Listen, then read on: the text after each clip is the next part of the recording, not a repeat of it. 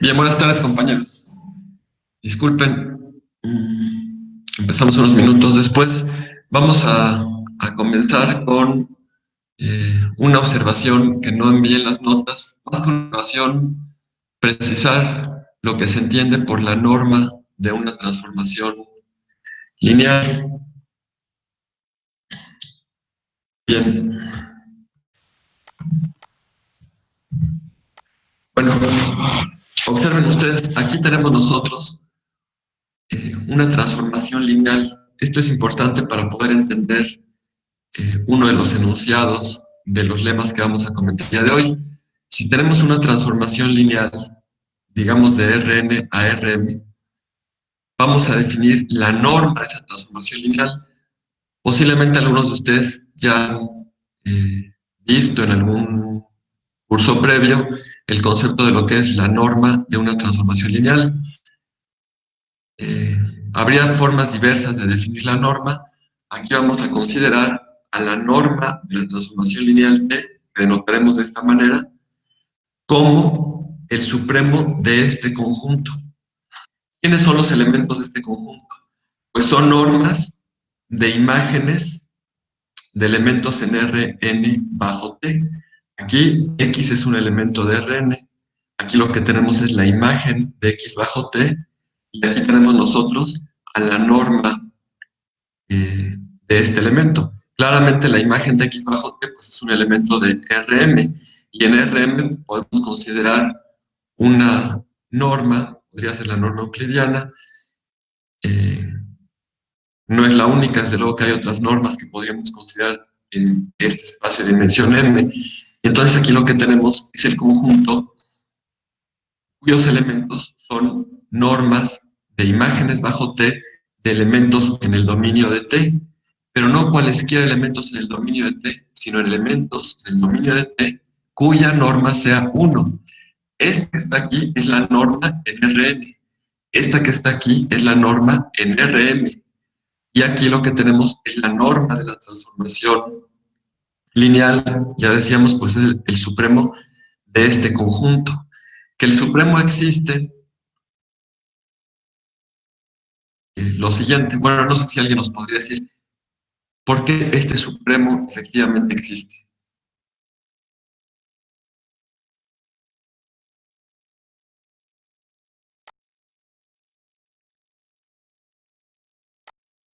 Por una parte, porque es continua, pero no solo porque es continua. Además de ser continua, ¿cuál es la otra razón?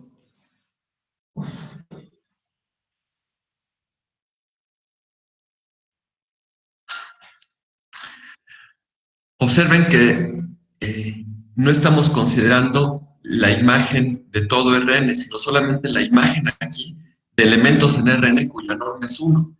Y el conjunto de elementos en Rn cuya norma es 1 es un conjunto compacto. Y si es un conjunto compacto y T es una transformación continua, pues entonces la imagen de este conjunto compacto pues vuelve a ser compacto. De tal manera que este conjunto que está aquí, cuyo supremo estamos considerando, pues es la imagen bajo T, bueno, no la imagen bajo T, la imagen bajo la composición de la norma con T, porque realmente aquí no tengo la norma de T de X, pero no tengo T de X, sino la norma de la imagen de X bajo T. Entonces vamos a considerar la composición de la norma con T. Y este conjunto que está aquí, cuyo supremo estamos considerando, pues es la imagen bajo una función continua. ¿Cuál función? E compuesta con la norma de un conjunto compacto.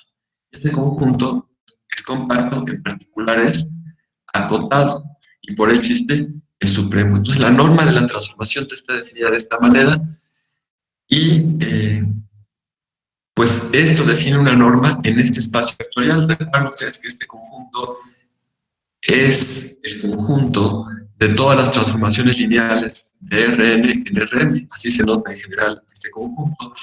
Y este conjunto pues, es un espacio vectorial, más aún es un espacio normado. Si definimos la norma de cada elemento en este espacio de la manera indicada, pues resulta que se tiene una norma.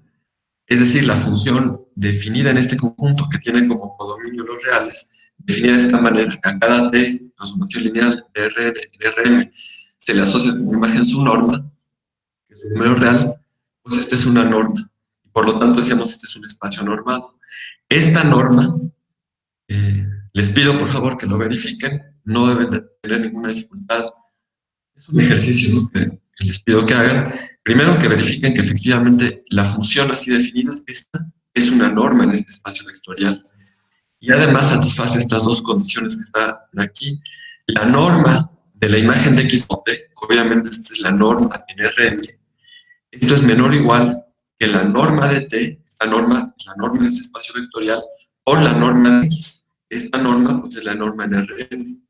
Esto para cualquier X que tomemos en el dominio de la transformación. Disculpen, aquí debería ser N, ¿verdad? Porque el dominio de T es Rn. En lugar de M debe ser N aquí, para todo X en Rn. Y la segunda condición que cumple la norma así definida en estos espacios vectoriales es la siguiente. La norma de la composición de dos transformaciones lineales, una transformación es de Rm a Rn, y la otra de Rk a Rm. Claro que sí, L es transformación lineal de Rk a Rm y T lo es de Rm a Rn, pues entonces está definida la composición. Esta sería una transformación lineal de Rk a Rm y la norma de la composición es menor o igual que el producto de las normas. Estas dos condiciones entonces satisfacen la norma que hemos presentado en este espacio vectorial.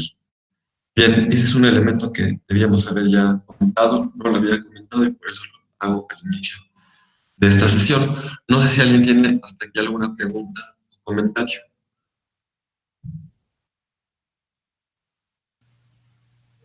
Entonces,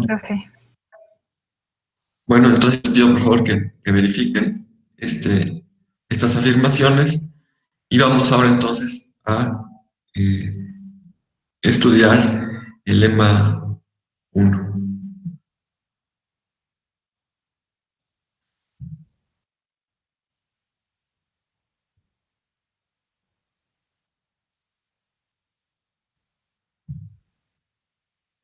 Bien, este corolario fue el último que comentamos, entonces nos detenemos aquí en el lema 1. ¿Cuál es la hipótesis del lema 1? Tenemos un subconjunto X de un conjunto U, el cual es abierto en Rm. X es compacto y tenemos una función phi que tiene como dominio el producto cartesiano de U consigo mismo. Su codominio es R. Por hipótesis, esta función es continua. Y además, satisface lo siguiente. La imagen de la diagonal de X bajo phi es 1. Es decir, phi de X, X es 1 para cualquier X en el conjunto compacto mayúscula. Bajo estas hipótesis, se tiene la siguiente tesis. Dado cualquier epsilon positivo, existirá para él un delta positivo tal que se cumpla esta desigualdad. La distancia de X a Y no necesariamente va a ser 1, como lo es la distancia de X a X, pero la distancia de X a Y va a encontrarse a una distancia menor, a una distancia de 1 menor que epsilon. Valor absoluto, pues, de phi de XY menos 1, lo cual nos dice que la distancia de X, de phi de XY a 1 es menor que epsilon. Claro que si Y fuera igual a X, pues este valor absoluto es 0, ¿verdad? Porque phi de XX es 1. Esta desigualdad se va a cumplir para cualesquiera X y Y en el dominio, perdón, no en el dominio, en el conjunto compacto X, para cualesquiera X y Y que satisfagan esta condición, es decir, que su distancia sea menor que delta. Bueno, vamos a probar entonces a comentar la prueba de este lema. Procedamos para argumentar este lema por reducción al absurdo, es decir, vamos a suponer que la tesis del lema no se cumple. ¿Qué significa que la tesis del lema no se cumpla? Bueno, significa que no para todo epsilon existe un delta para el cual se cumpla lo que aquí está escrito. Si eso no se cumple para todo epsilon, entonces significa que hay algún epsilon para el cual no existe el delta, ¿verdad? Hay algún epsilon, aquí debería haber dicho mayor que cero, tal que para cualquier delta, hay puntos x subdelta, c subdelta, en x, cuya distancia entre ellos sea menor que delta. Sin embargo, la distancia entre x subdelta, y subdelta y 1 sería no menor que epsilon y por lo tanto sería mayor o igual. En particular vamos a considerar aquellos delta que se pueden escribir como 1 entre k. Entonces, para ese epsilon, al tomar delta igual a 1 entre k, pues van a existir un x sub k, un y sub k en el conjunto compacto x, tales que la distancia entre esos puntos es menor que el delta que estoy considerando, es decir, es menor que 1 entre k, y a pesar de ello, la distancia entre phi de la pareja o phi evaluado de la pareja xk, yk, y no, esa distancia no es menor que epsilon y por lo tanto es mayor. Estas dos líneas, pues, son el primer paso de, digamos, la argumentación procediendo por reducción al absurdo. Estamos suponiendo que la tesis no se cumple. Entonces, como ya dijimos, tiene que existir el epsilon. En cualquier K existen estos elementos en X que cumplen con lo que hemos dicho. Como eso ocurre para cualquier K en los naturales, para cualquier K en los naturales tenemos estos puntos, pues claramente lo que tenemos entonces son dos sucesiones. La primera que es la sucesión xn o x sub k, y la otra sucesión y sub k o y sub n. Estas son sucesiones evidentemente en el conjunto compacto X. Como X es en particular acotado, pues las sucesiones son acotadas. Y ustedes saben desde el curso anterior, en el que probaron el teorema de Bolzano-Weierstrass, toda sucesión acotada tiene una subsucesión convergente. En particular, consideremos esta sucesión xn. Como esta sucesión xn pues, es acotada, pues debe tener una subsucesión convergente. Es la que aquí presentamos como g de n. Recuerden que cualquier subsucesión de xn debe escribirse de esta forma: x sub g de n, donde g, ¿qué es? G es una función de los naturales estrictamente creciente.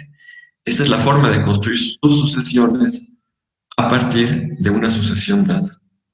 Tenemos que partir de una función de los naturales estrictamente creciente.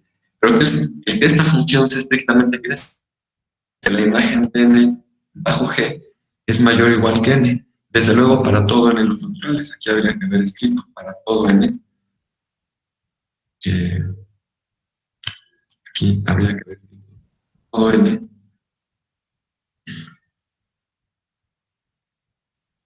en los naturales. Bueno, esto es algo que ustedes deben de saber desde cálculo 1. Si la función g define una solución, debe ser estrictamente creciente y ello implica esta condición, pues, es inmediato probarla por inducción matemática. Para uno se cumple, g de 1 es un natural y el natural es mayor que 1, entonces g de 1 es mayor que 1. Lo supone uno para n y las muestras para n más 1, ninguna dificultad. Y entonces, tenemos así esta subsucesión de la sucesión xn, que es convergente. La subsucesión, desde luego. Su límite, le estamos aquí llamando x, x su límite. Ahora, como esta subsucesión es una sucesión contenida Profesor, en X. disculpe, Sí. ¿por qué decimos que esa sucesión está acotada? Bueno, porque, fíjense, la sucesión xn es una sucesión en este conjunto X. Y X es compacto, ¿verdad?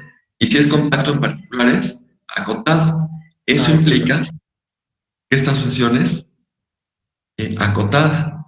Y entonces, pues toda sucesión acotada, según el teorema de Bolzano-Weierstrass, tiene una subsucesión convergente. Y es esta, presentando nosotros. Ahora, esta, evidentemente, pues como es una subsucesión de esta, pues esta también es acotada, ¿verdad? Pero independientemente de ello, el hecho de que sea una sucesión en X y que X sea compacto, implica que el límite de esta sucesión pertenece a X, porque siendo compacto X en particular es cerrado, ¿verdad? Y siempre que tomamos una sucesión en un conjunto cerrado, si esta sucesión converge, entonces su límite pertenece al cerrado que contiene la sucesión. Por eso es que X pertenece a X, ¿verdad? Como ya decíamos, en particular. Bien, eh, entonces vamos a demostrar a continuación que la subsucesión y eje de n, esta que tenemos aquí, también converge a X. Obviamente, esta G es la misma que aparece en la sucesión anterior. La G es la que define a la subsucesión de Xn, pero G es una función de los naturales es estrictamente creciente. Con ella, desde luego, podemos también definir una subsucesión de la sucesión Y sub n. Vamos a probar que esta subsucesión definida por la misma función G converge también a X. Eso lo haremos a partir de las hipótesis. Bueno, pues tenemos un epsilon prima o un epsilon gordo positivo. Bueno, para este número positivo, desde luego, tiene que existir un n1 natural, tal que la distancia y xg de n, es decir, el valor absoluto de xg de n menos x, sea menor que este número positivo, siempre que n, ¿verdad?, sea mayor o igual que n sub 1. Esto, pues, solo por el hecho de que esta sucesión converge a x. A partir de algo natural, distancia x, o la distancia del correspondiente término x, debe ser menor que cualquier positivo que hayamos dado. Como epsilon era positivo, epsilon gorro es positivo, pues epsilon gorro sobre 2 también es positivo. Bien, ahora, este es un número positivo. Por la propiedad quimediana, que ustedes recuerdan también en su curso de cálculo 1, pues existe un natural N2, tal que su inverso multiplicativo es menor que este número positivo. Vamos entonces a tomar como n el máximo de estos dos naturales, el máximo del conjunto, cuyos elementos son n sub 1 y n sub 2. Y tomamos entonces un natural mayor o igual que n. Bueno, como g, no olviden que g es estrictamente creciente. Hemos dicho ya al final de la página anterior que la imagen de n bajo g es mayor o igual que n. Pero esta n minúscula es mayor o igual que n. Y n, por ser el máximo del conjunto cuyos elementos son n1 y n2, pues esto es mayor o igual que n2. Entonces tenemos que la imagen de n bajo g, pues por transitividad, es mayor o igual que n2. Tomando los inversos multiplicativos, pues las desigualdades invierten, y lo que tendríamos es que el inverso multiplicativo de la imagen de n bajo g es menor o igual que el inverso multiplicativo de n2. Pero el inverso multiplicativo de n2 es menor que epsilon gorro sobre 2. Bien, entonces vamos a ver, para este n, no olviden que estamos considerando aquí un n mayor o igual que n, vamos a ver cuál es la distancia entre el correspondiente término de la subsucesión y x. Tenemos entonces que el valor absoluto de y eje sub n menos x, esto es igual, pues esto es evidente, ¿verdad? Solamente restamos y sumamos el mismo término. La n es la misma que estamos considerando. Y por la desigualdad del triángulo, aplica el valor, no el valor absoluto, disculpen, a la norma, ¿no? Porque este no es el valor absoluto, disculpen. Ni este es el valor absoluto, es la norma en Rm. Por la desigualdad del triángulo para la norma, lo que tenemos es que esto es menor o igual que la norma de y g sub n sub g de n menos x g de n, ¿verdad?, más la norma del correspondiente término de la subsucesión menos x. Pero ahora, no olviden que satisfacen, regresemos aquí, que satisfacen los puntos x, k y y, k, pues la distancia entre ellos es menor que 1 entre k, para cualquier k natural. Entonces lo que tenemos aquí nosotros es que la distancia entre eh, y GDN y X GDN pues es menor que 1 entre el subíndice, ¿verdad? Este término de la suma es menor que 1 entre GDN. Y a su vez, X GDN menos X, pues es menor que si lo borro entre 2, eso lo tenemos aquí arriba.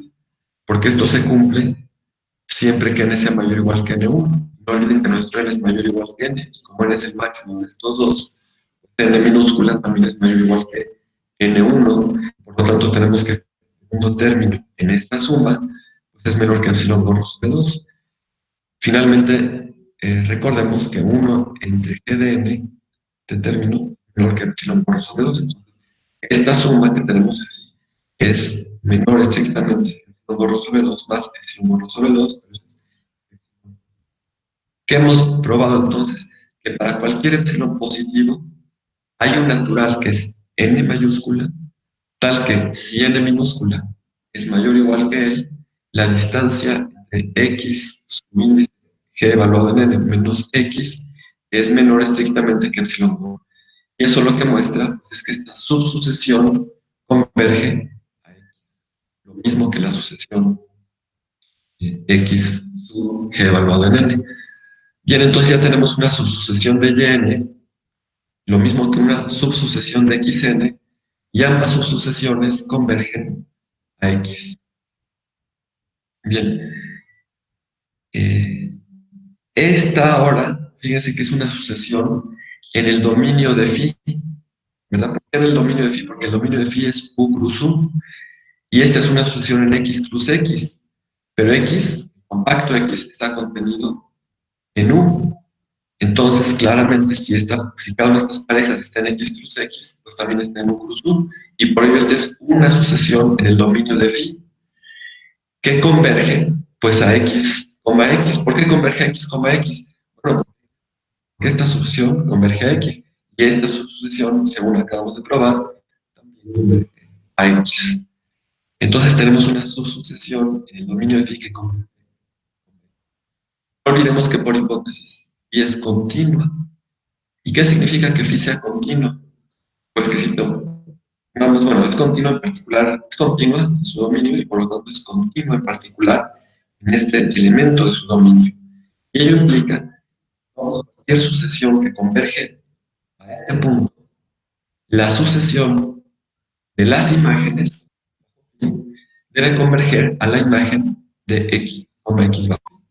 Entonces, por eso decimos aquí que como es continua, esta sucesión, que es la sucesión de las imágenes de esta otra, converge a la imagen de x, la imagen de x, x es una hipótesis. Bueno, ¿qué significa que esta opción converja a 1? Pues eso significa el epsilon original. No olviden que al inicio de la prueba, todos nosotros, este epsilon, siendo producción al absurdo, ¿verdad? Para el cual no existía el delta, etc. Ese epsilon, para ese en particular, tiene que existir un m en los naturales, tal que un natural, digamos m, tal que para todo natural mayor o igual que él, la distancia entre el correspondiente término de esta sucesión y 1 sea menor que el epsilon positivo, es decir, que aquí sí es el valor absoluto, porque la norma mirando en R, este valor absoluto sea menor que epsilon, siempre que n minúscula sea mayor o igual que m. Pero eso evidentemente contradice que para todo k, que nosotros obtenido al proceder por producción al absurdo, teníamos que para todo k, la distancia entre phi evaluada en xk, y sub k, la distancia entre ese elemento y 1 era mayor que epsilon. Y aquí, obviamente que esto g de n es un natural también. Entonces, esta desigualdad claramente contradice a esta otra, porque esta otra se cumple para cualquier k natural, que en particular debería de cumplirse al natural evaluado en n. Y esa contradicción pues, permite concluir con la prueba, porque hemos visto, al negar la tesis, se obtiene una contradicción. Entonces, la tesis efectivamente correcta. Concluiría entonces la prueba del lema 1. Bien, no sé si alguno de ustedes tenga alguna pregunta, observación, comentario, duda al respecto. Algo de lo que aquí está escrito o lo que hemos dicho haya sido suficientemente.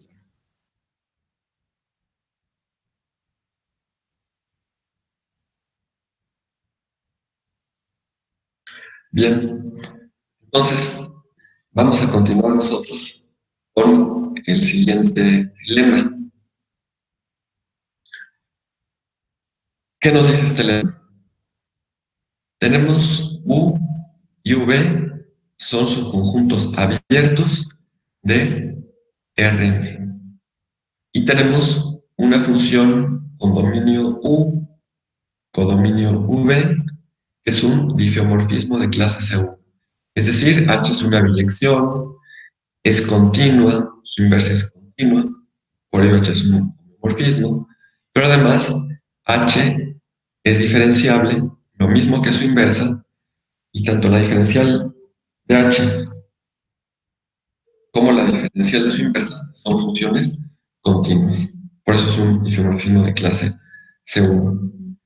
Por hipótesis tenemos también un subconjunto del dominio de H, X, que es compacto. Pero no solo es compacto, sino que también es de orden medible. Y tenemos que N es el supremo de este conjunto. ¿Quién es este conjunto? Pues sus elementos son la norma de H' de X, siendo X un elemento en X, es decir, en el compacto que está contenido en el dominio de H. Pero ¿quién es H' de X? Pues es la diferencial, ¿verdad? La diferencial de H en el punto X. Observen que H' de X, esto que tenemos nosotros aquí, esto es una transformación lineal, ¿verdad? Pues sí, la diferencial siempre es una transformación lineal. La diferencial de una función de un subconjunto de Rm a Rn, pues siempre es una transformación lineal. Entonces, H' es una transformación lineal. Y lo que tenemos aquí es la norma de esta transformación lineal. Bueno, entonces, por eso era importante lo que comentábamos al inicio. ¿Quién es la norma de esta transformación lineal? Pues ya veíamos que es el supremo de un conjunto. Es el supremo de el conjunto cuyos elementos son eh, la norma de h' de x evaluado en y, ¿verdad? Según presentamos en la nota inicial. Pero y desde luego debe ser un elemento cuya norma sea 1. Es decir, tenemos esto, h. Bueno,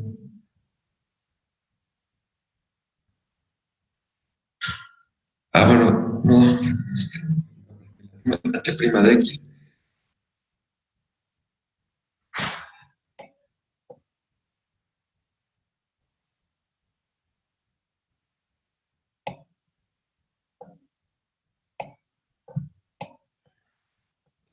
Uno que comentamos en la clase, pues esto es el supremo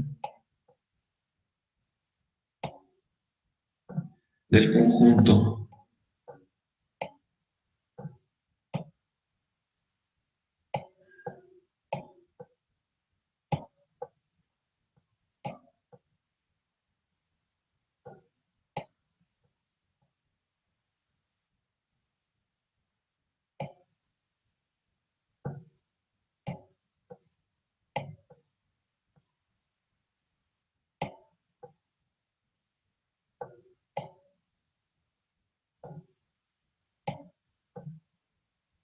realmente es lo que pedimos la norma de y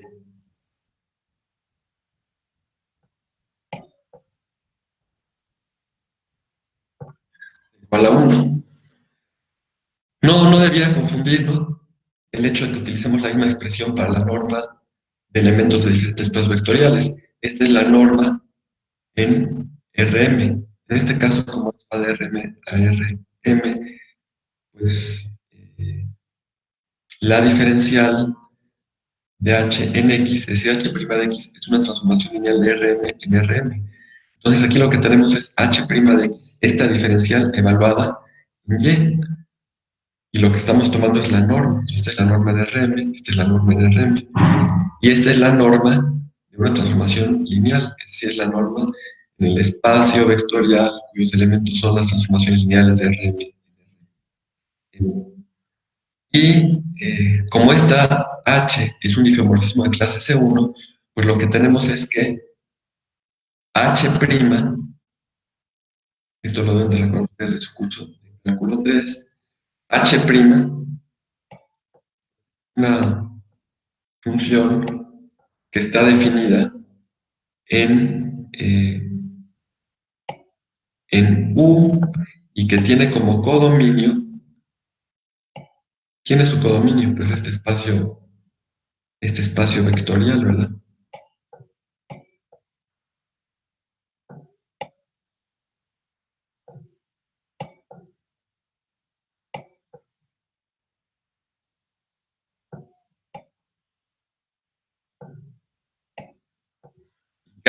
¿Qué hace esta función H'?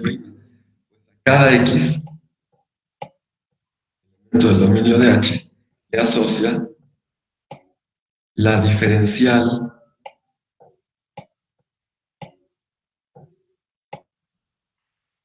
de H en X. Y efectivamente la diferencial de H en X pues, es esa transformación lineal de Rm a Rm, es decir, es un elemento de este espacio vectorial. Y para esta transformación lineal está definida su norma de esta manera. Bien, no olviden, insisto, en que dado que H es un diffeomorfismo de clase C1, esta función es continua y su inversa es continua. No, no su inversa, disculpen. Esta transformación es continua y la diferencial de la inversa de H es continua. Un isomorfismo significa que es un homomorfismo, es una biyección de U en B, es continua, su inversa es continua. H es diferenciable y la diferencial de H es continua. Y H a la menos 1, que va de B a U, es diferenciable y la diferencial es. Yo puedo considerar la diferencial de la función en un punto, pero también puedo considerar lo que sería la diferencial de H, que es esta función que a cada elemento del dominio de H le asocia como imagen la diferencial de H en X. En particular, esta es continua y la continuidad de H' es lo que garantiza la existencia de este supremo. Claro, porque H' es continua, la norma se puede verificar que es una función continua, y entonces lo que tenemos es de dos funciones continuas, y este es un conjunto compacto, y por ello, pues este conjunto es acotado, de ahí que exista su supremo, en particular es acotado superiormente, por lo tanto. Bien, cualquier pregunta que tengan, no dejen de hacerla en el momento en que la tengan, para que, digamos, sí, adelante. Sí.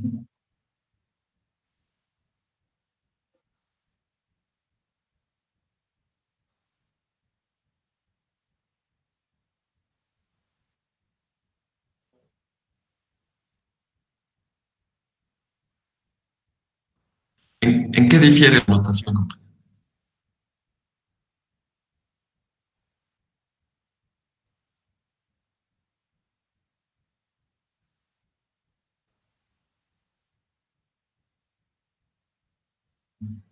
Voy a detenerme aquí, porque es importante. A ver, y es muy importante que esto sea claro. ¿Quién esté en este caso?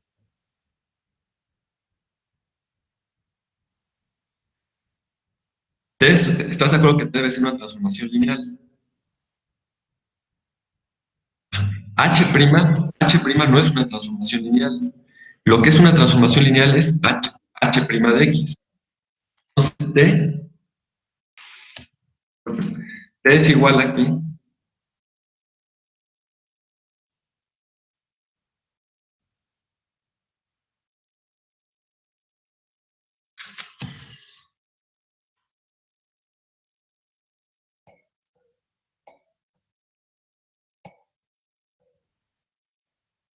es h' de x.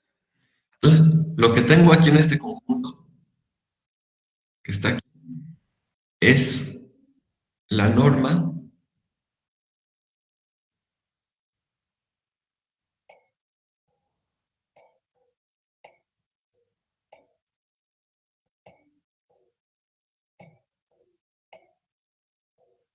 bueno, lo mismo, ¿no? Tal que y está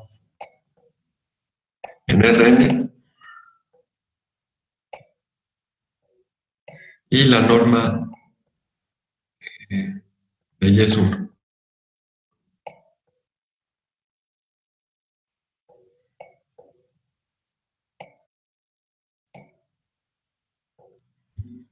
La transformación D es una transformación lineal. La transformación lineal en este caso es h' de x. Si observas, bueno, lo que tenemos aquí es, déjame escribirlo todo para mayor precisión. Lo que tengo aquí es la norma de t. Si están de acuerdo que lo que hicimos al inicio de la sesión fue presentar la norma de una transformación lineal. ¿Quién era la norma de la transformación lineal? Pues así lo definimos exactamente, como el supremo del conjunto cuyos elementos son eh, la norma de t de y, bueno, allá le llamé x, aquí t de y, tal que y está en Rm y la norma de y es 1. Entonces, la norma que aparece aquí, arriba, digamos en este conjunto, cuyo supremo estamos considerando, es la norma de una transformación lineal. ¿Cuál transformación lineal? La diferencial de h en x. No olviden que la diferencial de h en x es una transformación lineal.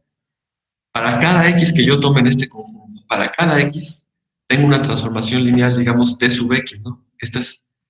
Esto que está aquí sería la norma. Para referirlo al punto x, pues lo que tengo es la norma de un punto t sub x, ¿verdad? Y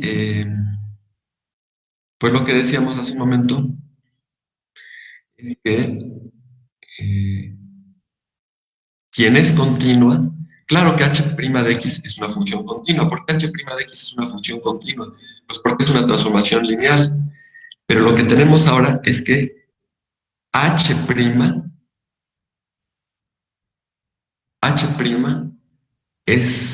es continua. ¿Qué significa que h' sea continua? Bueno, para definir continuidad no requiero más que tener eh, una norma en el dominio y una norma en el codominio. Claro que aquí en U pues tenemos posibilidad de calcular la norma de un elemento. De hecho, pues podríamos decir que h' es una función definida en un conjunto de Rm, y en Rm pues hay diversas posibilidades de definir una norma.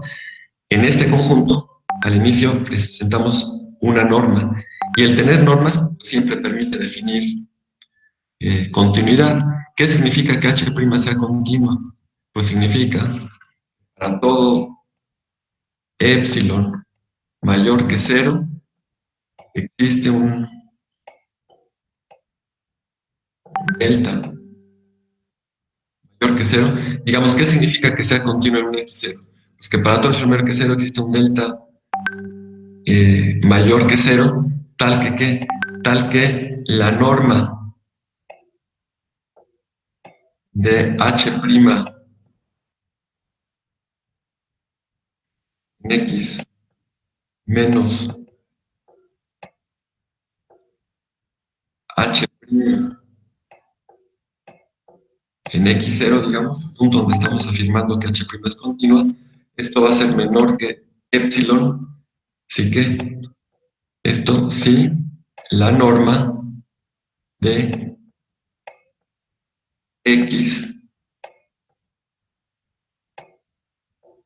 menos x0 es menor que delta. Claro, ¿verdad? Y además se requiere que x pertenezca al dominio de H, es decir, esta norma que está aquí es la norma en este espacio vectorial.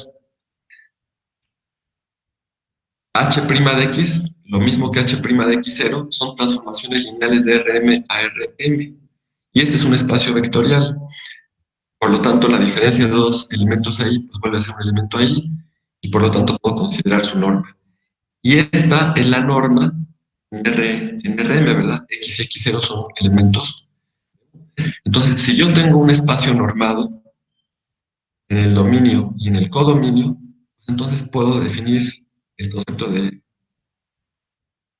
continuidad. Y entonces,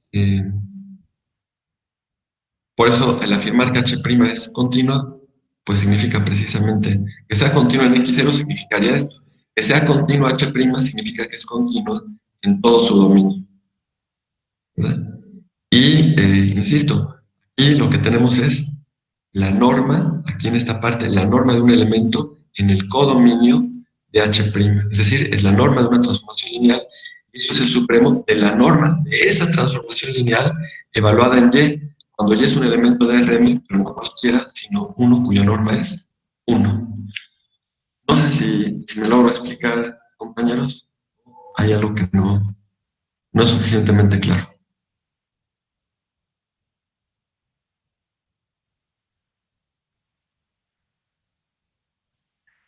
En particular, no sé, compañero, que formulas la pregunta, no sé si estás de acuerdo con lo que está comentando.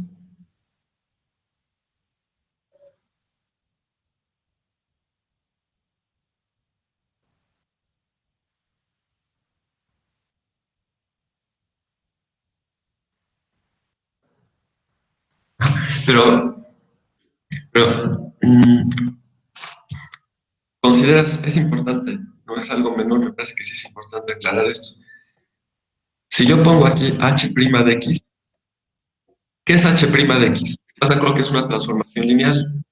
Que va, esta es una transformación lineal de Rm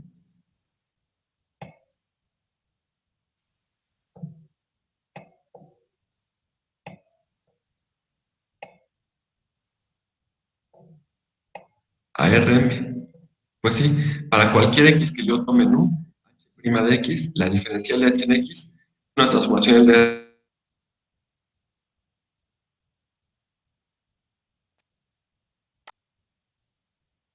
considerar H' de X evaluado en un punto E, que es precisamente lo que está escrito aquí. Claro, y H' de X, esta transformación lineal, perdón, evaluada en Y, pues esto es un elemento de Rm. Y desde luego que como elemento de Rm, yo puedo considerar la norma.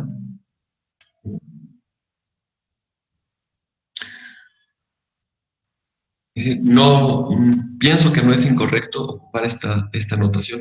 Claro, sí, es verdad, podemos haberle llamado T sub X para identificar la transformación lineal, eh, que es la diferencial de H en X, para identificarla con una expresión más breve, y entonces aquí hubiera aparecido T sub X evaluado en Y, ¿no? Esto pues es lo mismo que T sub X evaluado en Y.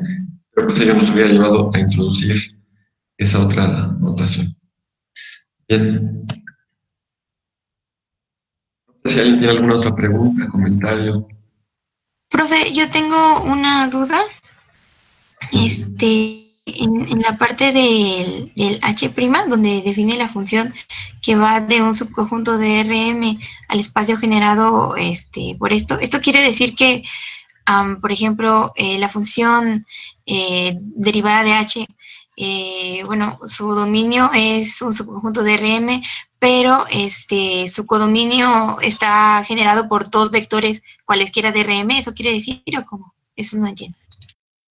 No, es que este conjunto lo voy a precisar aquí. Este conjunto que está aquí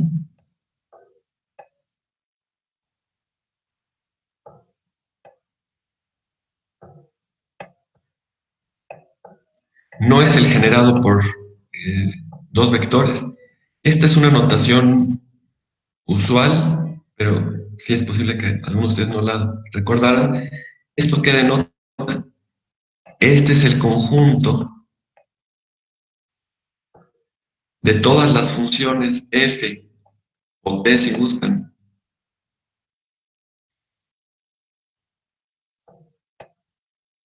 de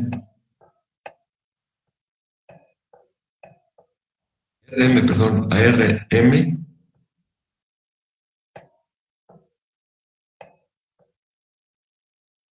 tales que f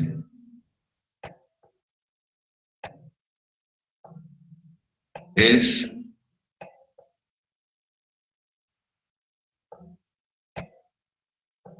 lineal.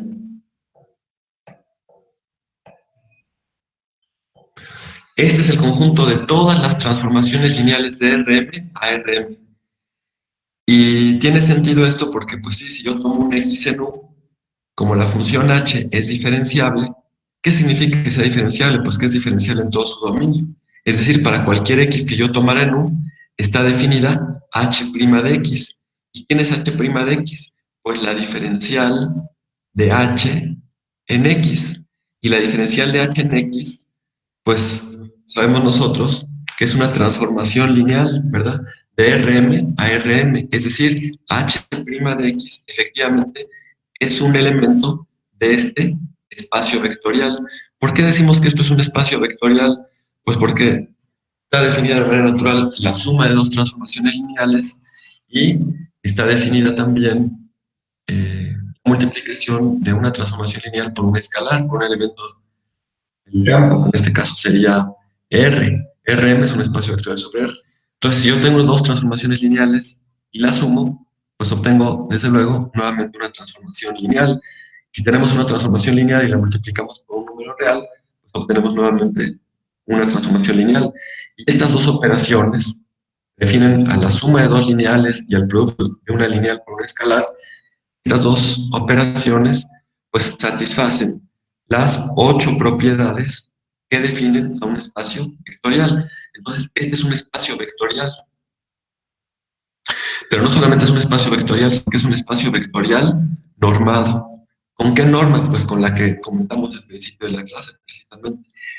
Podríamos decir entonces, disculpen, voy a buscar un espacio aquí para escribir, podemos decir que esta pareja ordenada,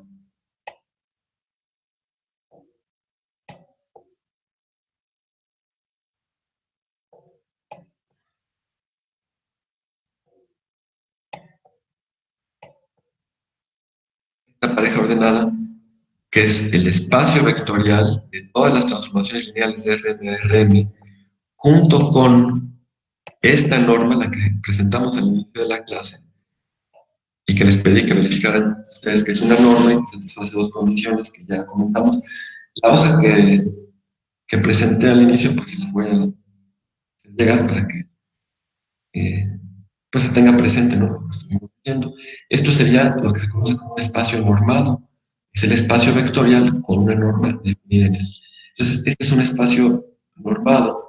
El dominio de H', pues es también su conjunto de un espacio normado, y por lo tanto, como decíamos, siempre que tenemos una función entre dos espacios normados, pues podemos definir el concepto de continuidad. Entonces, este no es un espacio generado por dos vectores, es como conjunto el conjunto de todas las transformaciones lineales de Rm a Rm. Eso es un conjunto, pero no es solamente un conjunto. Ya dijimos que de manera natural pueden definir las dos operaciones que hacen este conjunto, un espacio vectorial, y se puede además definir una norma en este conjunto de esta manera. No sé si esto aclara tu pregunta. Sí, profe, muchas gracias, ya entendí. Muy bien. Bueno, si nadie tiene alguna pregunta más,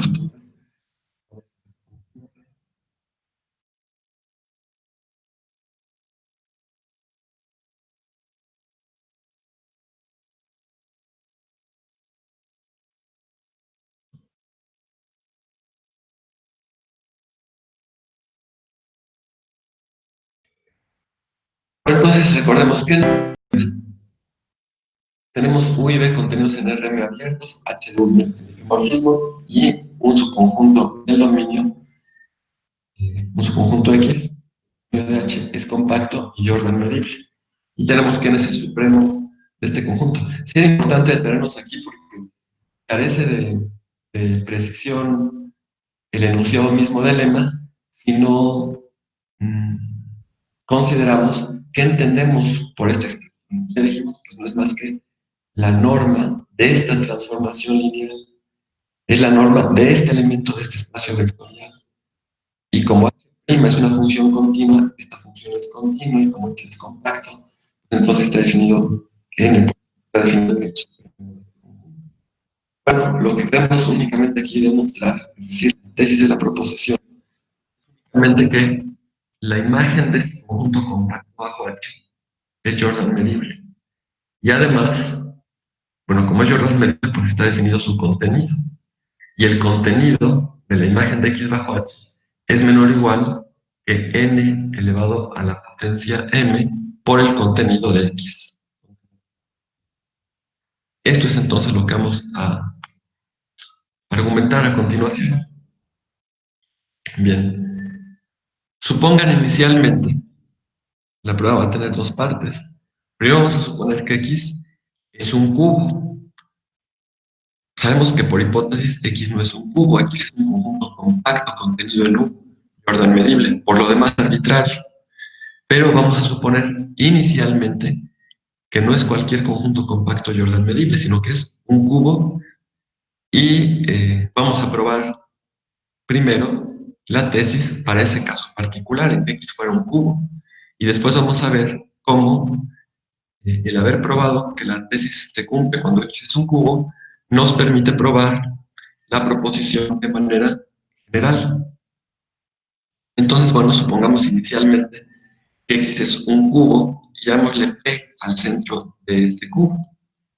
Y digamos que A es la longitud de cada una de las aristas de este cubo. Tenemos que X es un cubo con centro en P y arista. Bueno, ¿eso qué significa? Pues si X es ese cubo, pues sabemos que eh,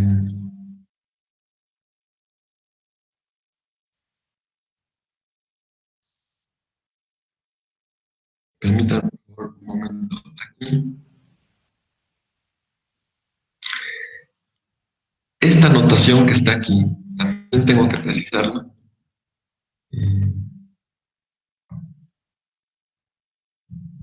Permítanme un momento.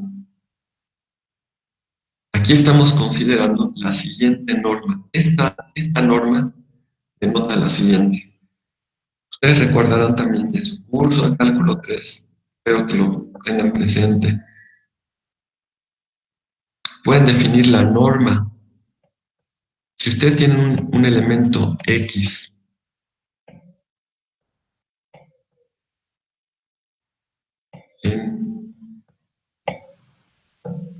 en Rm, pueden definir ustedes la norma de X.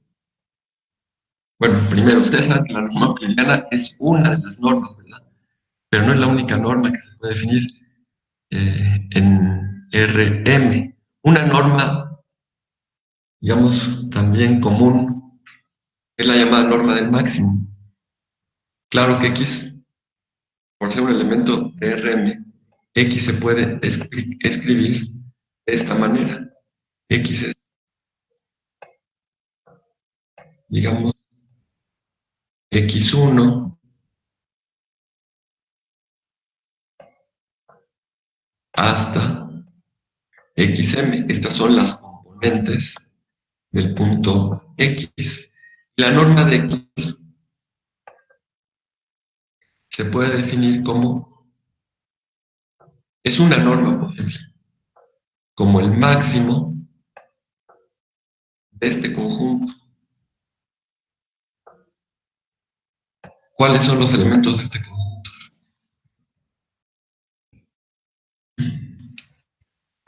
Los X y desde I igual a 1 hasta M. Exactamente, nada más todo decir los valores absolutos. Cierto, los valores absolutos. Entonces, ustedes quizá probaron, digo, no necesariamente, pero es muy posible que hayan ustedes demostrado en su curso que esta es una norma.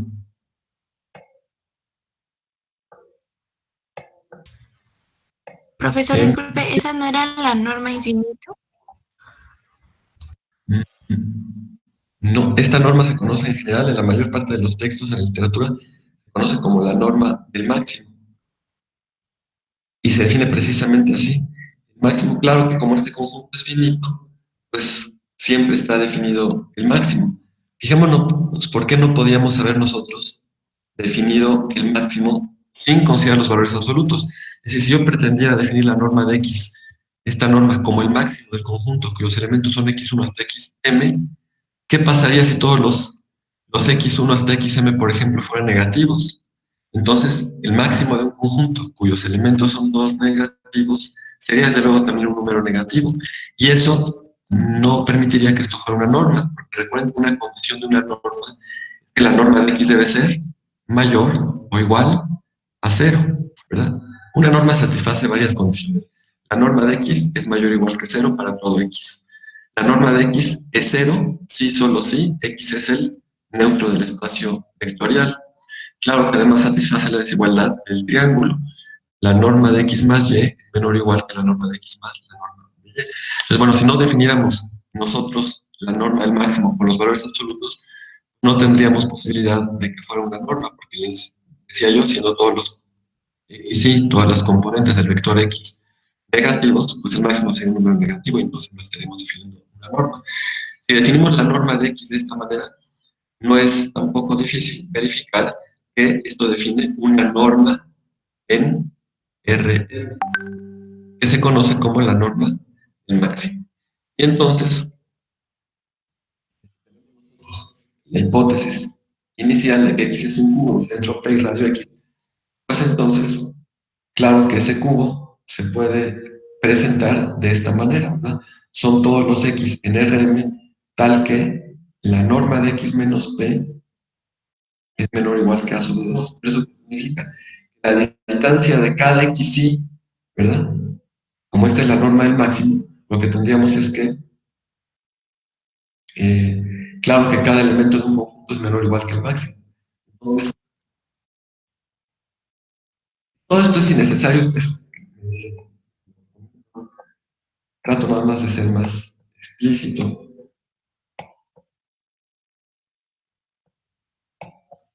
Claro que el valor absoluto, esto sí es valor absoluto, de X y menos P sub I, claro que este valor absoluto sí es muy estrecho este espacio, pero digamos que esto es menor o igual, pues sí, ¿verdad? Sabemos que el valor absoluto de cada componente, una propiedad, es menor o igual que el máximo de los valores. Entonces, al pedir que la norma de X menos P, siendo esta norma la norma del máximo, sea menor que A sobre 2, lo que tenemos es que X y menos P y valor absoluto es menor o igual que A sobre 2, y eso es lo que nos dice que efectivamente X es un cubo. Insisto, entonces, aquí consideren ustedes la norma del máximo. Por eso también utilizamos una notación, digamos. Profesor, Bueno, sí, adelante.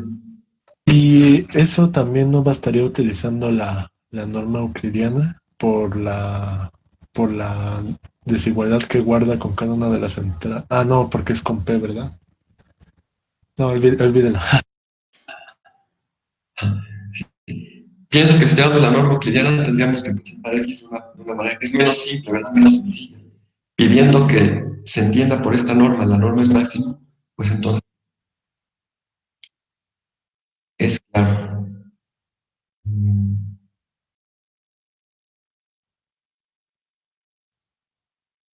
es que yo entiendo que tú me estarías diciendo lo siguiente.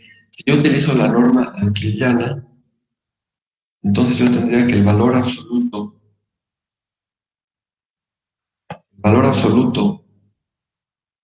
y de una componente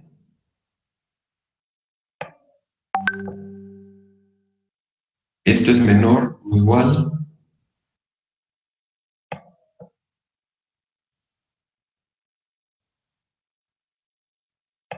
pienso que esta desigualdad es referencia a tu.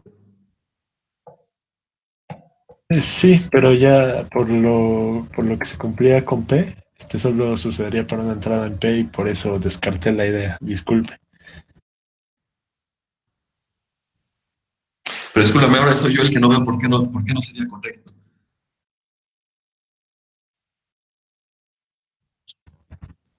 Pues primero porque estamos tomando... oh, mm, Porque sí, volvería a tener que la y-ísima componente de x menos p, que es la y-ísima componente sería esta, ¿verdad? ajá, Del vector x menos p.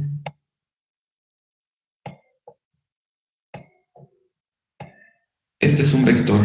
Su y-ísima componente es xy menos pi. Y esto sería menor o igual la y-ísima componente de un vector. La norma euclidiana. La y-ísima componente es menor o igual que, eh, que esto. Y esto a su vez, pues tendríamos que es menor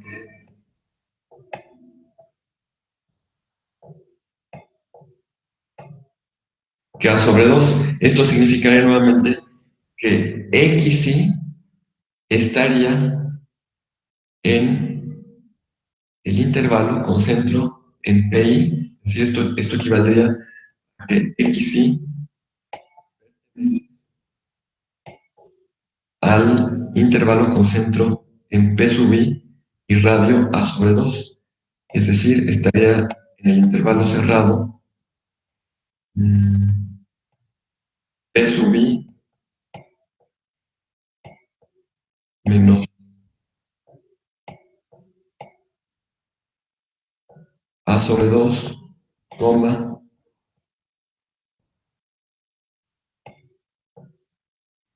y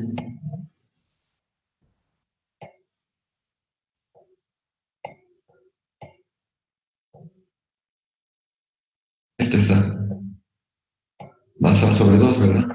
Entonces,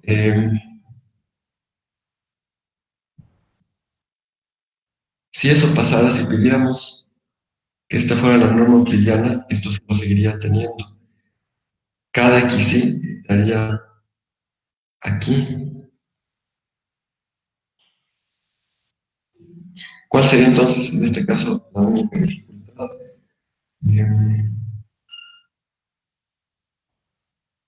Si estás de acuerdo, compañero, que sí tendría esto, ¿verdad? sí, sí, sí, sí. Y entonces,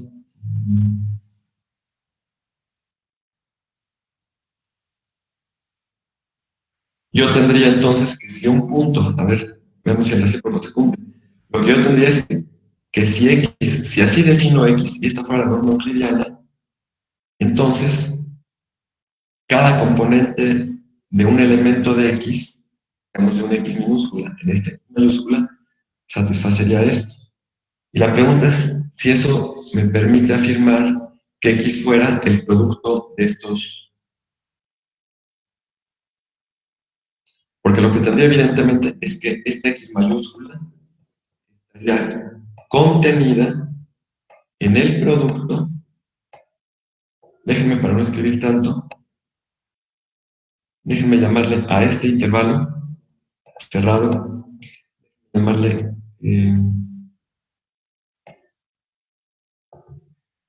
digamos y sub i. Le llamo y sub i, entonces lo que tendríamos es que x está contenido en el producto de los y sub i, ¿verdad? ¿Por qué estaría contenido en el producto de los y sub i? Bueno, porque la correspondiente, si pongo un elemento arbitrario en x, la y-ésima componente estaría intervalo. cada del correspondiente intervalo. Ahora la pregunta es si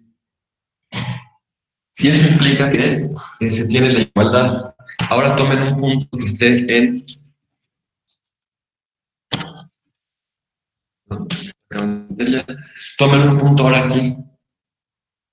Si yo tomo un punto aquí y verifico que está en X, entonces, ¿qué puedo afirmar? Pues que la identidad, ¿verdad? Que X sería un cubo, porque sería el producto cartesiano de n intervalos cerrados, todos de la misma longitud, es decir, de longitud A.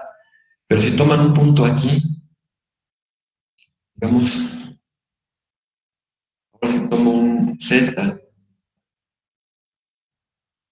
y en ese producto, eh,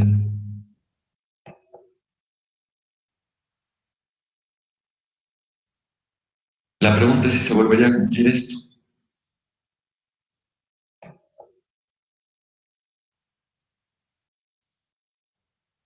Si Z está ahí, bueno, lo que tenemos es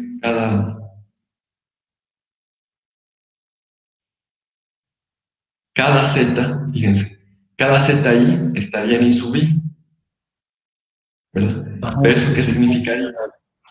que cada ZI dista de PI. Exactamente. Dista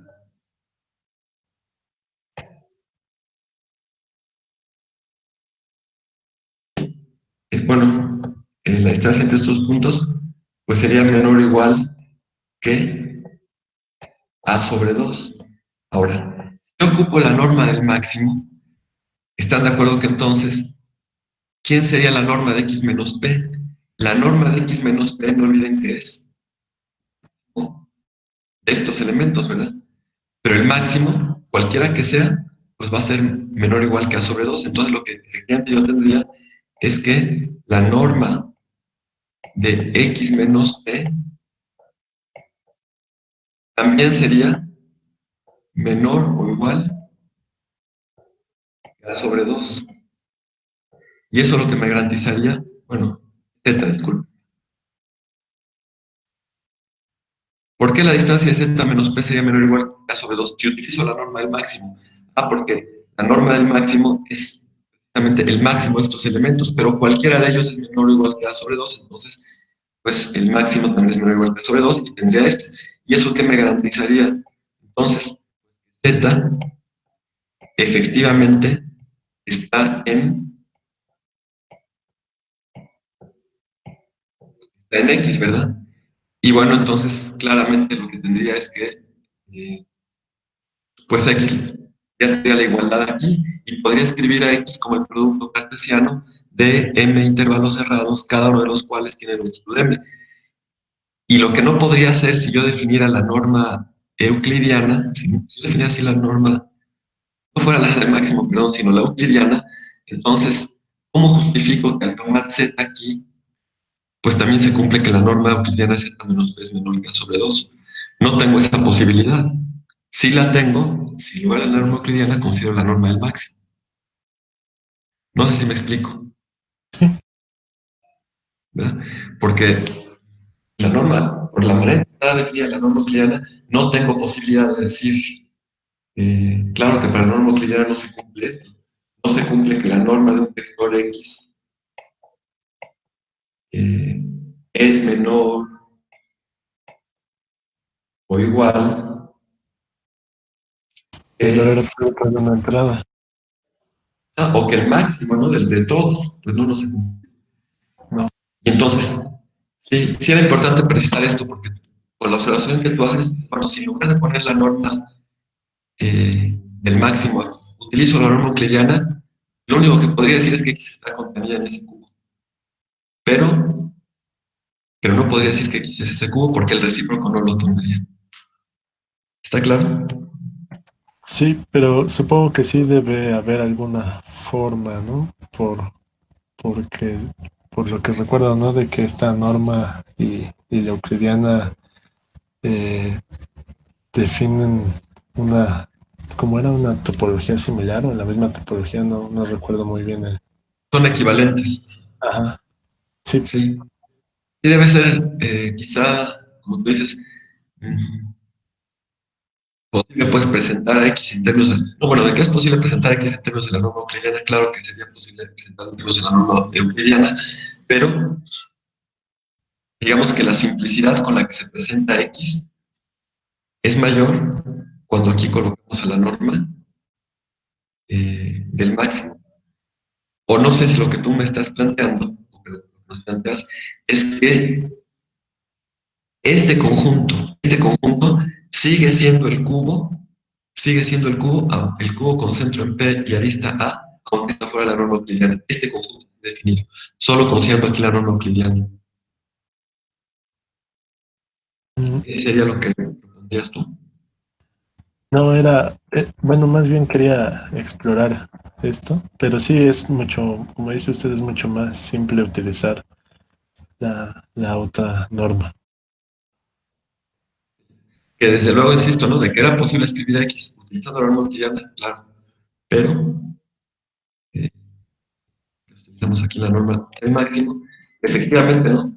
Son normas equivalentes, pero ¿qué significa que sean equivalentes? Bueno, ya lo decías tú, que definen la misma topología en RM.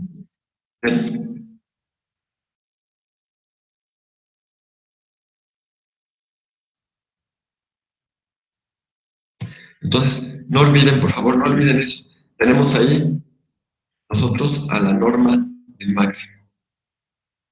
Y entonces decíamos, suponga inicialmente que tenemos un cubo con centro en P de lista A, pues entonces con la norma del máximo aquí se escribe de esta manera. Y bueno, ahora, si ocupamos el teorema del valor medio, pues claramente, ¿por qué puedo ocupar el teorema del valor medio?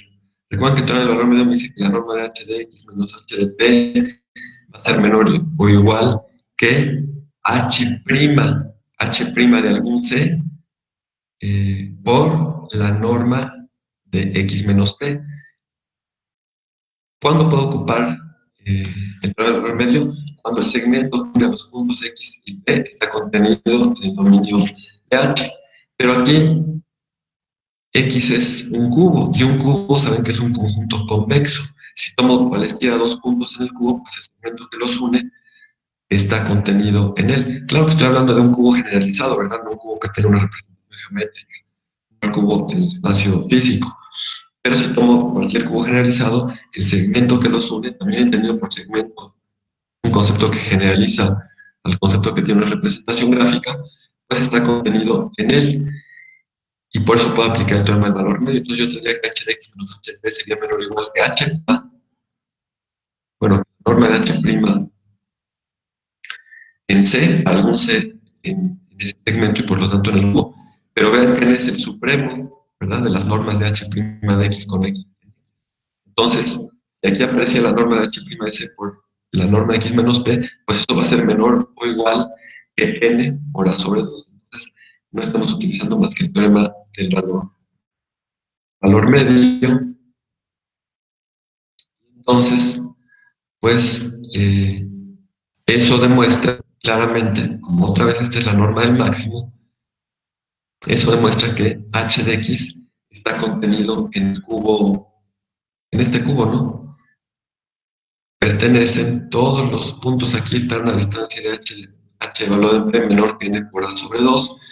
Entonces, cualquier punto que tomemos nosotros de h de x, es decir, cualquier punto de esta forma, este conjunto, ¿no? El conjunto de los y en Rn, tal que la distancia de y a p es menor que n por a sobre 2. Y este conjunto de, pues es un cubo que tiene centro en h de p y que tiene arista n por a, ¿verdad? Bien, entonces,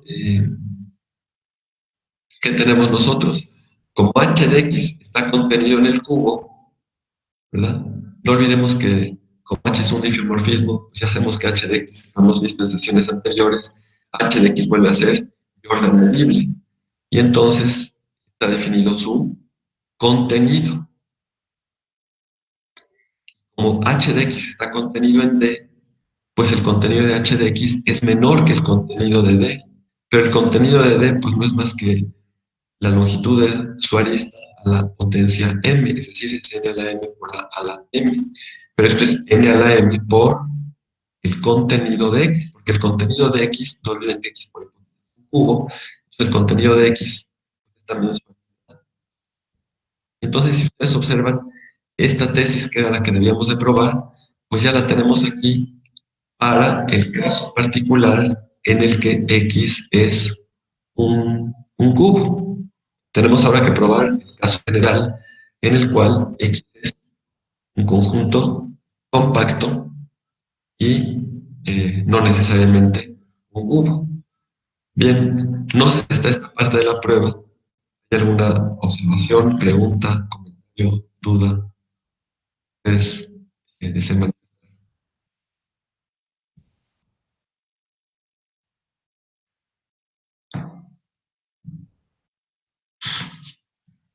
bien. Sí.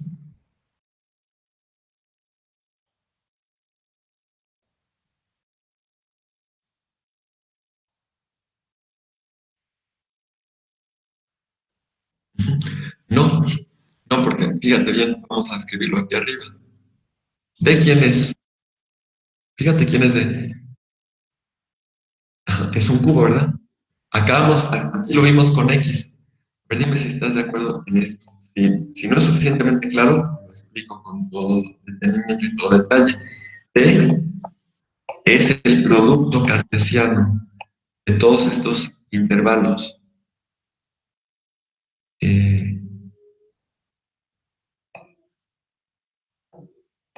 Centro es el cubo es h de p. Aquí aparece h de p sub i. No olviden que h de p pues es un elemento de Rm. Tiene m componentes. Es h de p sub i menos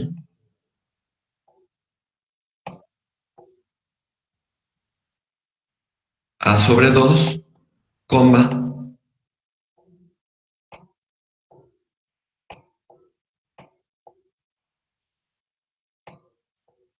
h de p sub i más,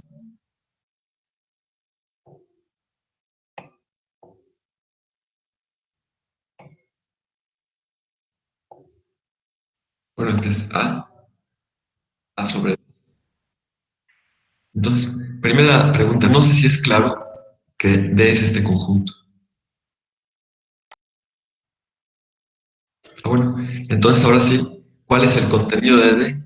¿Cuál es la longitud de cada intervalo? Bueno, desde luego que aquí tenemos nosotros este producto cartesiano desde I igual 1 hasta M.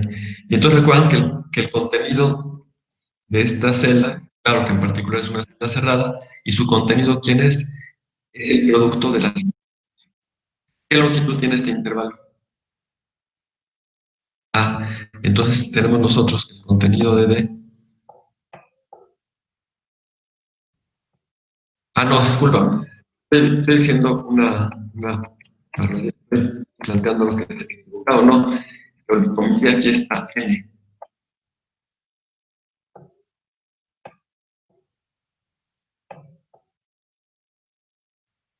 Y entonces el contenido. Si estás de acuerdo que omití ahí, ¿verdad? La N. Porque no es A sobre 2, es N por A sobre 2. Entonces el contenido de D, ¿cuál es la longitud de este intervalo? Pues es N por A. Entonces su contenido, como cada intervalo tiene esa longitud, todos de la misma longitud, pues es N por A la M. No sé si ahora sí es claro.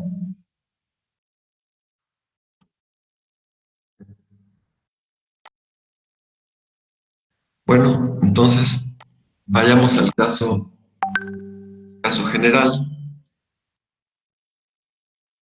Mm,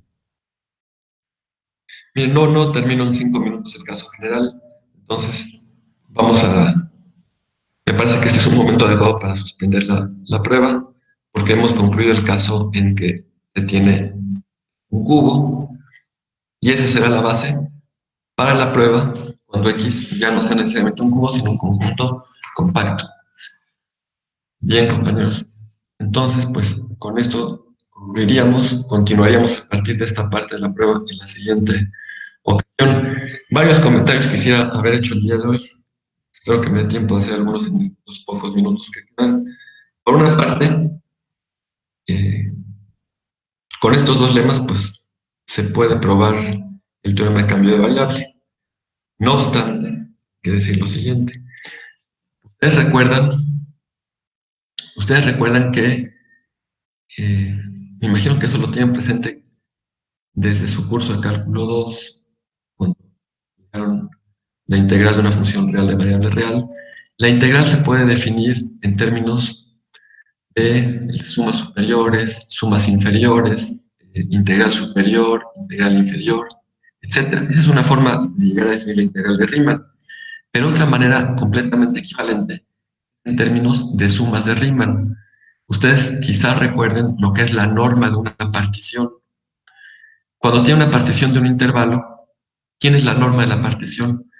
Bueno, la partición determina subintervalos, ¿verdad? Estoy hablando de funciones reales de variable real. Pensemos en una función que está definida en un intervalo AB y toman una partición del intervalo AB. Entonces, bueno, la norma de la partición, la longitud máxima de los subintervalos determinados por esa partición. Y entonces se puede definir lo que es una suma de Riemann. No suma superior ni suma inferior. Es una suma de Riemann. Una suma de Riemann es tomar, eh, para cada partición hay una suma de Riemann. Y en lugar de tomar la sumatoria de los m sub b minúsculas por la longitud del intervalo o los m sub b mayúsculas, recuerden que estos son los ínfimos y supremos de las imágenes de los componentes subintervalos, lo que hacen es tomar algo como lo siguiente. Bueno, espero que se vea lo que voy a escribir aquí. Tiene una partición P del intervalo AB, entonces pueden definir una suma de Riemann como para una función f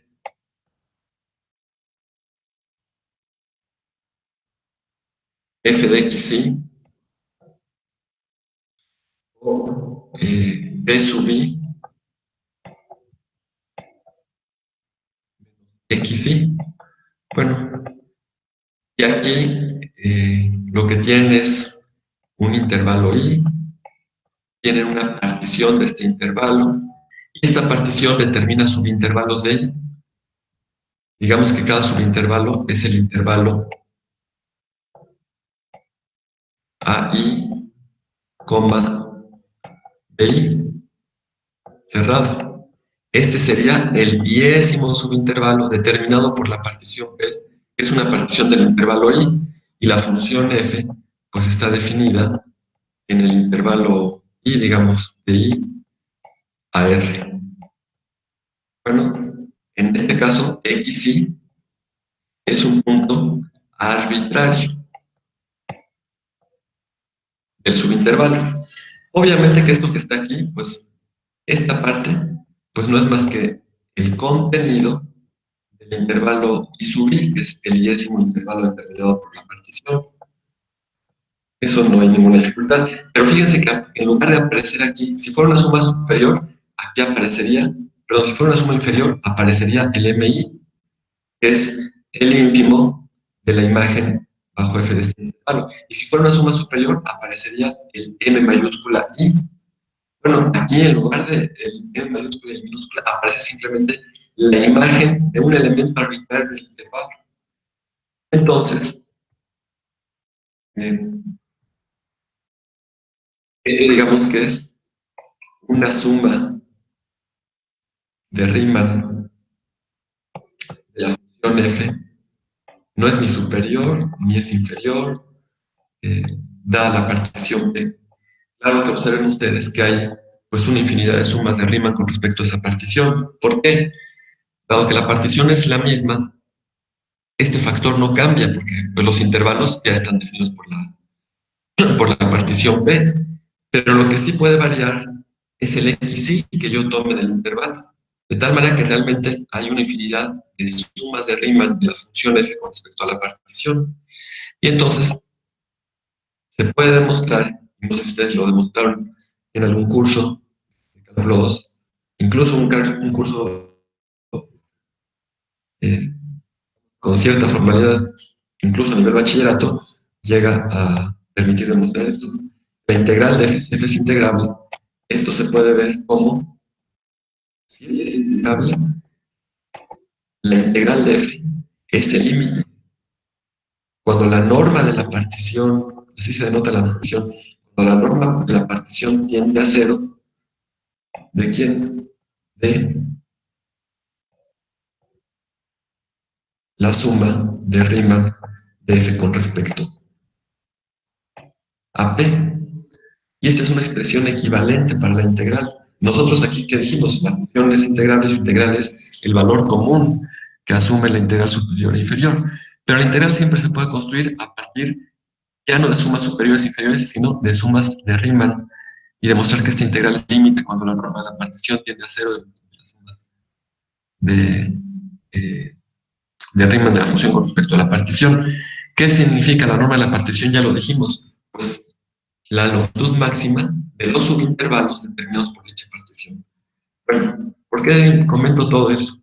Porque eh, para poder probar el teorema de cambio de variable necesitamos esa expresión equivalente de la integral de una función. No sé, quisiera que ustedes comentaran, en el caso de funciones reales de variable real, ¿conocen ese resultado? ¿Trabajaron en algún momento con la integral como un límite de sumas de Riemann, tomando ese límite cuando la norma de la partición tiende a cero?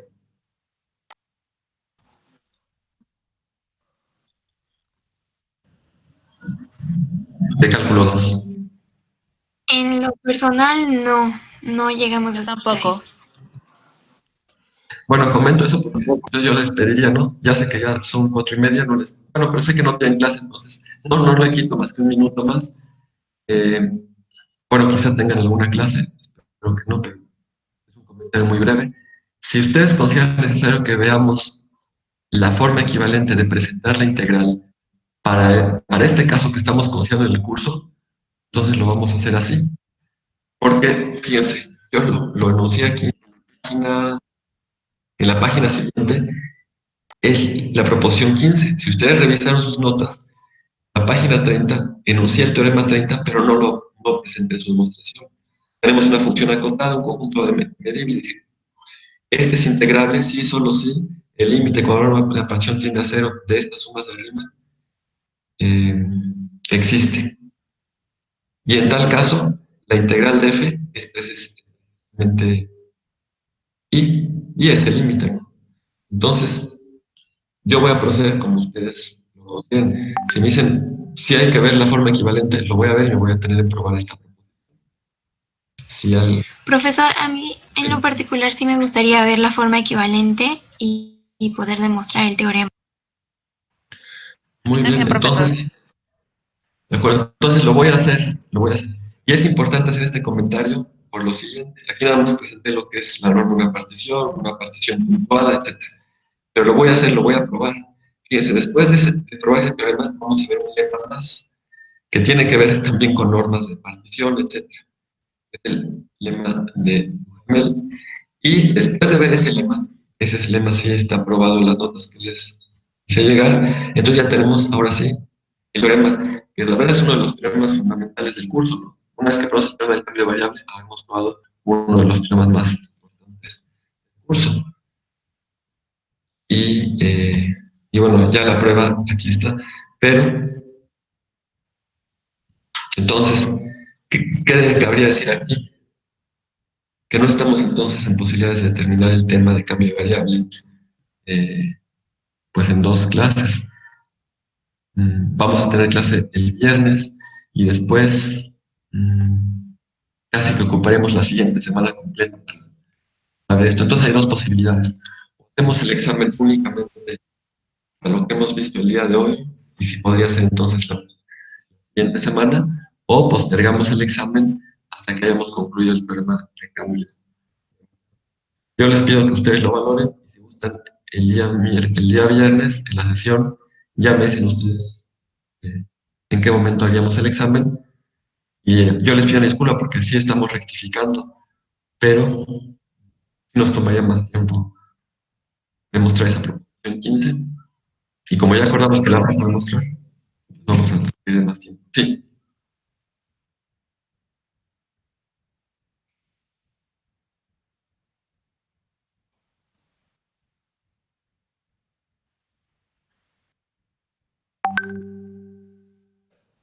Exactamente. O incluso hasta el lema 2 que estamos comentando, ¿no?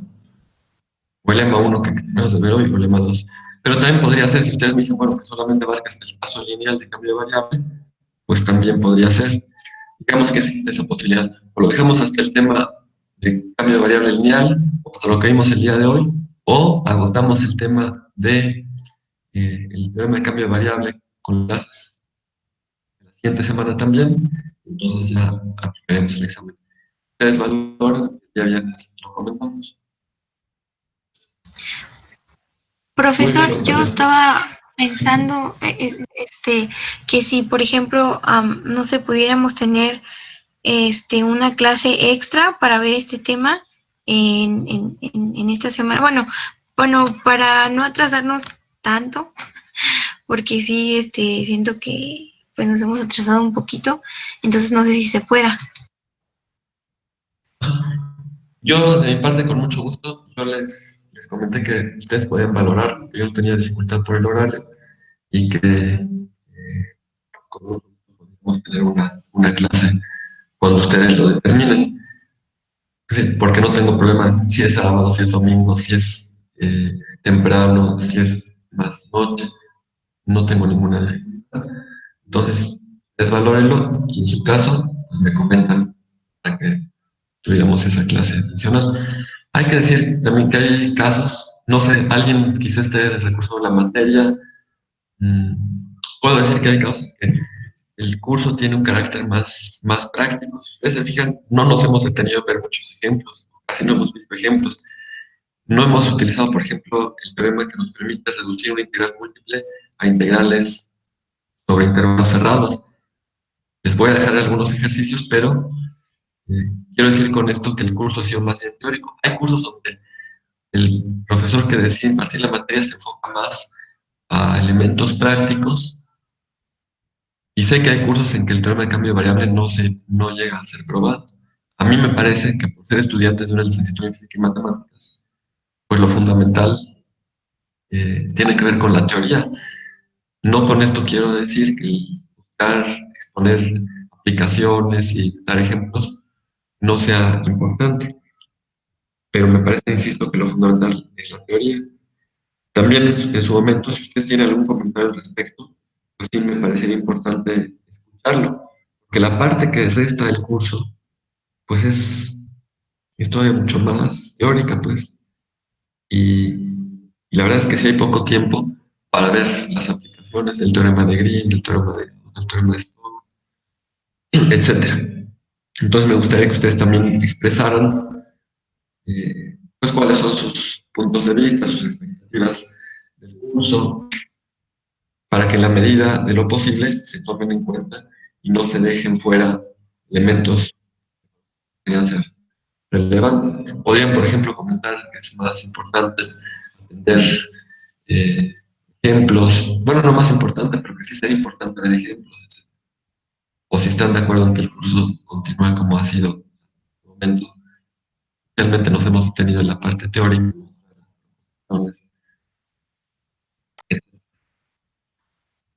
Bien, compañeros, pues entonces, si ustedes acuerdan la clase, me avisan nada más. Y en cualquier caso, pues nos encontramos el día viernes en la hora de clase. Les agradezco su atención y que estén ustedes muy bien. Hasta luego, profesor, gracias.